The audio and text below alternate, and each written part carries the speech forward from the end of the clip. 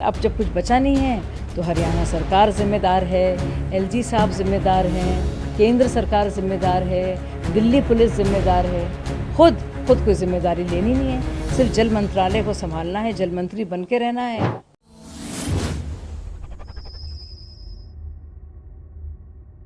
झूठ और फरेब की उस्ताद आतिशी जो दिल्ली की जल मंत्री हैं, जिनकी जिम्मेदारी थी कि वो दिल्ली के जितने भी लोग हैं उनके लिए इतनी बड़ी संकट से बचने के लिए पानी का इंतज़ामात करें, फिर से एक नाटकीय अनशन पर बैठी हैं, एक 5 स्टार अनशन पर बैठी हैं।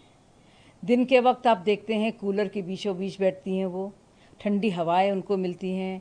शाम के वक्त जैसे ठीक वैसे जिस तरह से अरविंद केजरीवाल ने अपना अनशन किया था, जिसमें वो चुपके चुपके नारियल पानी भी पी रहे हैं, जिसमें वो चुपके चुपके सलाद भी खा रहे हैं, चने भी खा रहे हैं, उसका सेवन कर रहे हैं, ठीक उसी तरह से इनका भी झूठ मूठ का नाटकीय अनशन चल रहा है। क्योंकि कोई मॉनिटरिंग तो उसकी हो नहीं रही है। जैसे अन्ना हज़ारे के अनशन की हुई थी कि उसमें मेडिकल डॉक्टर्स आसपास थे, 24 घंटे निगरानी थी। तो ये तो बात मैं अच्छी तरह से जानती हूँ कि जब संतोष कोहली के घर में अरविंद केजरीवाल ने अनशन किया था, उसमें क्या कुछ वो सेवन कर रहे थे। अब चालाकी और देखिए, जो डॉक्टर उनके साथ प्रदर्शन करते हैं, साथ घूमते हैं, पार्टी का हिस्सा हैं, आप देखिए किस तरह से वही बाकायदा डिटेल्स दे रहे हैं कि उनका वज़न जो है 500 ग्राम घट गया है। तो देखिए ये सिर्फ़ और सिर्फ झूठ है और नाटक है, एक अव्वल दर्जे की नौटंकी है, इस बात से बचने के लिए और सहानुभूति लेने के लिए, क्योंकि आतिशी जी ने और आम आदमी पार्टी ने बहुत ही नाकारा निकम्मे तरीके से जल संकट को ना सिर्फ उभारा है, बल्कि टैंकर माफिया के साथ मिलकर ये स्थिति बना दी है, जिसके चलते वो सिर्फ ब्लेम गेम कर सकती हैं। सब जानते हैं कि हरियाणा सरकार ने मुआहदे से कहीं ज़्यादा, क्योंकि उनको देना था 719 क्यूसेक पानी, लेकिन वो 1050 क्यूसेक पानी छोड़ रहे हैं।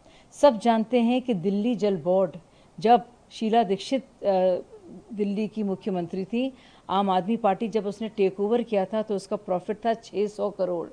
अब 73,000 करोड़ का उस पर कर्ज है। ये 73,000 करोड़ का कर्ज कहाँ गया? ये कर्ज क्यों लिया गया? क्यों जल निगम को पानी नहीं मिल रहा है? क्यों टैंकर माफिया को पानी मिल रहा है? सबसे बड़ा सवाल है। तो बात सिर्फ वाटर सप्लाई की नहीं है, वाटर डिस्ट्रीब्यूशन की भी है। वो बार बार पाइपलाइंस की बात कर रही है, कह रहे हमने पाइपलाइंस लगाए थे।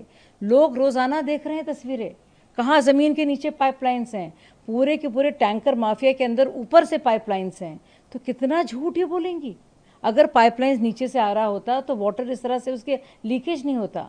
अगर वजीराबाद और सोनिया विहार में इन्होंने प्रिजर्वेशन का काम किया होता या डीसिल्टिंग या ड्रेजिंग का काम किया होता तो पानी इतना वेस्ट नहीं होता।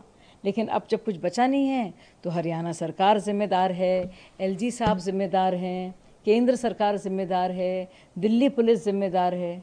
खुद कोई जिम्मेदारी लेनी नहीं है, सिर्फ जल मंत्रालय को संभालना है, जल मंत्री बन के रहना है।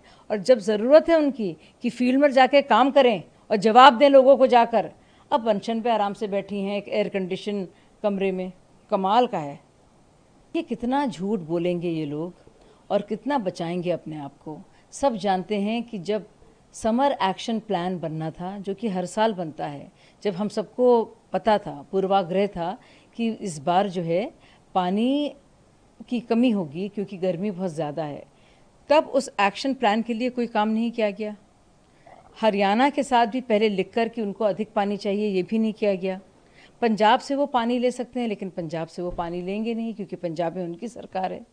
तो उन्हें कहीं ना कहीं अपने गैर जिम्मेदाराना और नाकारा व्यवहार का ठीकरा फोड़ना है। तो अब सबसे अच्छा रास्ता क्या है? हरियाणा को ब्लेम कर दो। आपको याद है जब दिल्ली में एयर पोल्यूशन का प्रॉब्लम था, दिसंबर से लेकर फरवरी तक क्या कहा था उन्होंने कि हमारी तो कोई गलती है नहीं, ये तो हरियाणा सरकार कर रही है। सब जानते थे कि पंजाब में पराली के मामले सबसे, जलने के मामले सबसे ज़्यादा थे। तो उसी तरह से फिर झूठ। और पहले हमने देखा था एक शराब घोटाला, अब हम देख रहे हैं एक आब घोटाला। आब यानी कि पानी, और सिर्फ टैंकर माफिया को खुश करने के लिए, उनकी जेबें भरने के लिए उन्होंने दिल्ली जल बोर्ड को इतना बड़ा मकरूज़ और कर्जदार बना दिया है। इस वीडियो को शेयर कीजिए फेसबुक पर, व्हाट्सएप पर, यूट्यूब पर। जल्द मिलते हैं अगले वीडियो में, तब तक के लिए आप सबका इस वीडियो के अंदर बने रहने के लिए दिल से धन्यवाद।